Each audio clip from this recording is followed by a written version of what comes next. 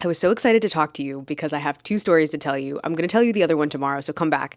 This one is about a really interesting thing that happened to me when I was a kid that caused me to believe and to fully double down, triple down on staying in my lane and minding my business. So rewind back to me being 16 years old. And when I was 14 years old. Okay, I was 14 years old. And I was like, I need to have a job. I need to have money. I was one of those kids that was like, give me that job, period. Okay, I was trying to work at Arby's. I was like, how old do you have to be to work here? They were like 14. I was like, okay, cool. I'll be back. I'll be back to Arby's.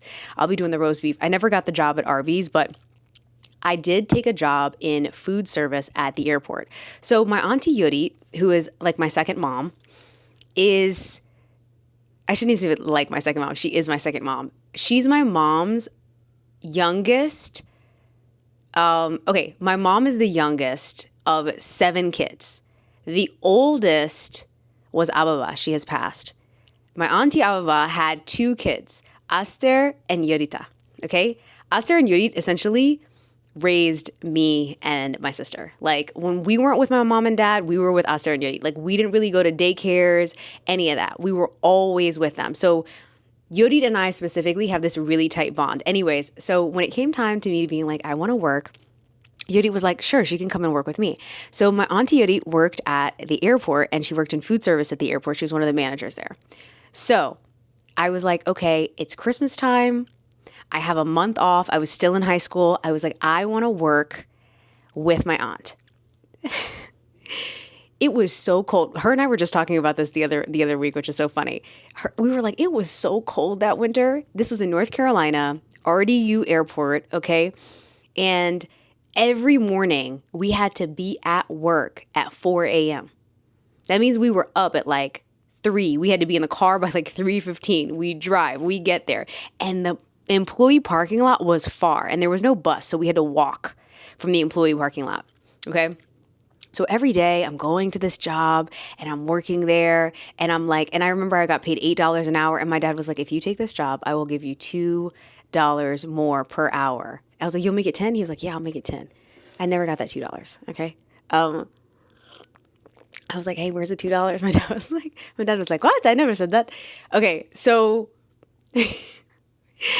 okay, don't worry, he made up for it later. My aunt was like, okay, you're going to get this job. I had to apply, whatever.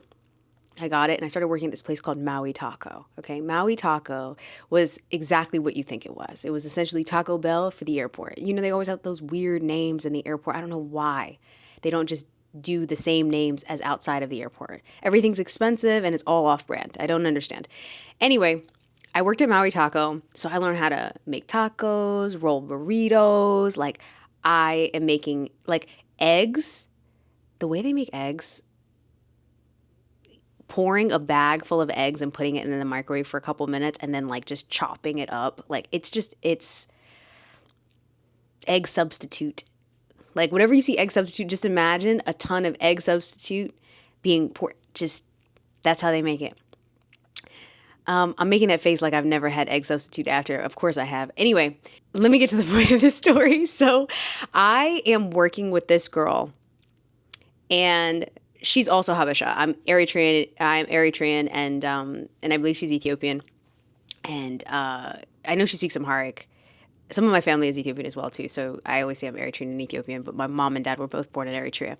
Anyway, okay, so she's Ethiopian and she you know, I'm saying that specifically because like I don't speak Amharic and she was speaking Amharic. So it's not like we could like kind of communicate in code. That's the thing. When you have a language that's not super well known, like if you're not speaking a Spanish or a French, the way that you talk to each other so freely out in the open is very special and unique. Okay. Like not everybody has the ability, the superpower of having that connection. So anyways, I kind of noticed, and I'm pretty sure this is what happened because I can't remember exactly what happened. I remember the repercussion more than I remember the actual incident. But I remember we were at work, and I feel like there was another coworker that was being really rude to her. And I remember just being like, she can't treat you like that. And I think it was like a manager or something. It wasn't my auntie. It wasn't Yurita. It was somebody else that was like being rude. Maybe it was a peer. Maybe it was a manager. It was somebody. And I was like, we have to tell somebody about this. It's like, we have to tell someone about this. And she seemed like she was like, yeah. Now, mind you, I was 14, so I don't really know if she was like, yeah, or if I just kind of imagined that she was like, yeah. So I decide with her in tow, like I think it's the next day. I don't think it was the same day. I think it was the next day. I was like, hey, we need to talk to this guy. Come with me. So I'm like, yeah. So this is what's been happening.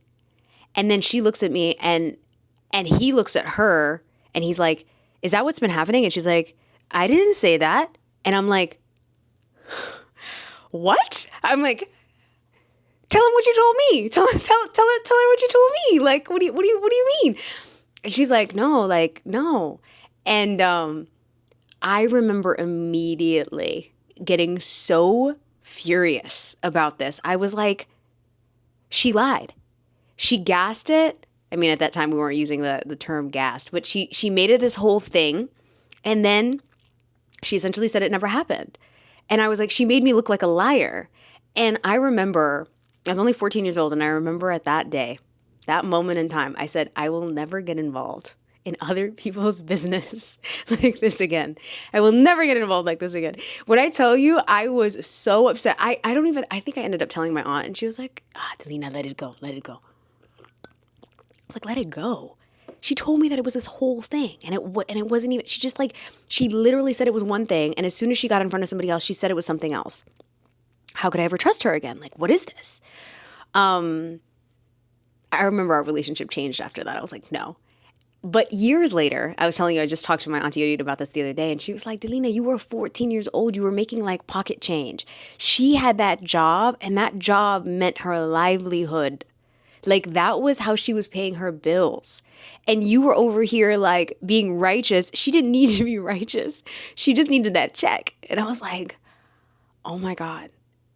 I obviously wasn't harboring that for the last like 20 years, but like, I'm just saying, like, when you think about it, you never know. You never know what somebody is going through. You never know. And that's the thing. It's like, that's why you have to understand that it's not about fighting the fight a lot of times for other people. It's about fighting the fight for you. To be honest with you, that's why I feel like the most important thing you can do is allow other people sometimes to just speak up for themselves about a specific situation. Obviously, this has nothing to do with like activism about human rights. I'm talking about someone not getting along with someone else that has nothing to do with that. Okay. But I do think it's really important that you understand what I thought I understood years ago, which is don't get involved in other people's business, which was the lesson I took away from that.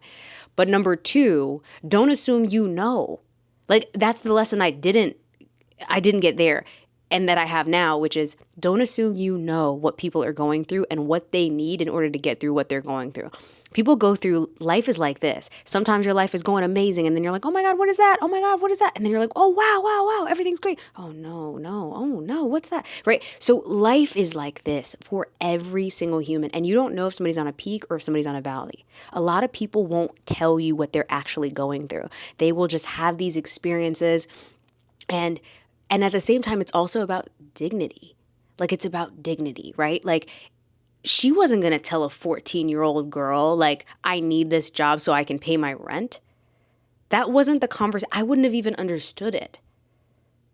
And also, why would she have to explain it to me? So I think the thing is this is what I've learned as I've gotten older is it's about having grace for other people, but it's also sometimes just holding their hand as they're going through something.